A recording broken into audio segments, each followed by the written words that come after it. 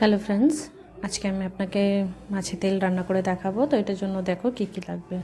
নিয়েছি ফুলকপি, বড় পেঁয়াজ, লঙ্কা, ঝালের জন্য লঙ্কা, আলু, ফুলকপি আর বেগুন আর কাতলা মাছের তেল। এবার একে একে করে কড়াইতে তেল দিয়ে তেল গরম করে ওটার মধ্যে ফুলকপিটাকে আমরা লাল লাল করে ভেজে নেব। ওটাতে একটু লবণ হলুদ অবশ্যই দেবেন, দিয়ে ওটাকে লাল করে ভেজে নেবেন। ভেজে নেওয়ার পর ওটাকে তুলে রাখবেন একটা থালে। তারপরে সেমভাবে আপনি বেগুনটাকেও ভেজে নিয়ে থালে তুলে রেখে দেবে। তারপর কড়াতে তেল গরম করে ওটাতে সব একবারে দিয়ে দিবে। পেঁয়াজটাকে একটু হাত দিয়ে মুচড়ে নেবে, তারপরে ভালো করে ভেজে নেবেন। ওটার মধ্যে হলুদ লবণ দিয়ে দিবেন, দিয়ে একটু ঢাকনা চাপা দিয়ে রেখে দেবেন। একটু পরে যখন ঢাকনাটা আপনি খুলে দেখবেন যে আলু আর পেঁয়াজটা একটু মিলে গেছে, তারপরে আপনি ওটার মধ্যে মাছের তেলটা দিয়ে দিবেন।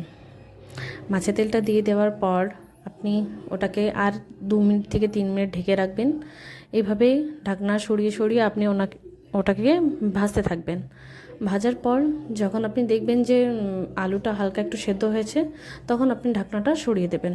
সরিয়ে দেওয়ার পর দেখবেন যে আলুটা একটু হালকা সেদ্ধ হচ্ছে, সেই সময় আপনি ভেজে রাখা আলু বেগুনটা আপনি দিয়ে দিবেন। দিয়ে দেবার পর আপনি দেখতে পাচ্ছেন আমি কেমন করে লাল লাল লাল লাল করে ভেজে নিয়েছি। সেরকম করে একটু লাল করে ভেজে নেবেন। ধন্যবাদ।